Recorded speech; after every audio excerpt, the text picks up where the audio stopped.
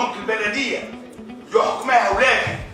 اي شخص يقدم روحه باش يشد عضو بلاد كامله تعرف شنو يصير، كان ياخذ صغير يا راه ضرر في جوستيس ولا مريقل ولا مش مريقل، نظيف ولا مش نظيف. شنو رايك في مشروع القانون والمقترحات اللي صارت اليوم؟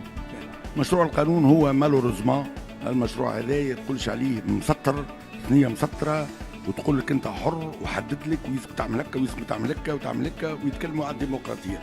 ولذا احنا هذه انتخابات محليه، الناس تعرف بعضها. هذه اللي كان مش عامله على احزاب و50% ينجم غدوه حزب يحصل في 16% ولا 15% ياخذ 51% واللي يستكرش. ولذا هي انتخابات محليه، الناس تعرف بعضها.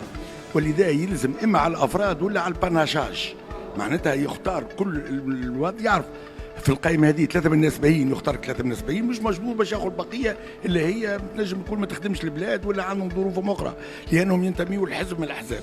ولذا ديما اما الباناشاج ما بين القائمات والا على الافراد لان الناس تعرف بعضها.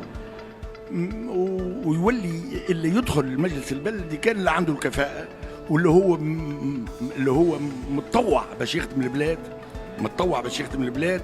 هذاك هو مش المعيار اخر هاو كذا هاو صغير او عمره 35 عام وكذا. اذا كان عمره 35 عام ينجم يشد رئيس جمهوريه اذا كانوا قادر، واذا كانوا مش قادر ما لازمناش نحطوه في مجلس على خاطر هو مازال صغير. يلزموا يفعل، يلزموا الفائده بالعبره بالنتيجه.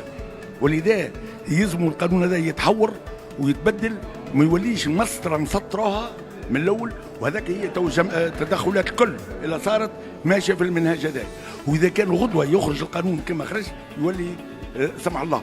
وكلمه اخيره نقولها: اهل مكه ادرى بشعابها. وشكرا.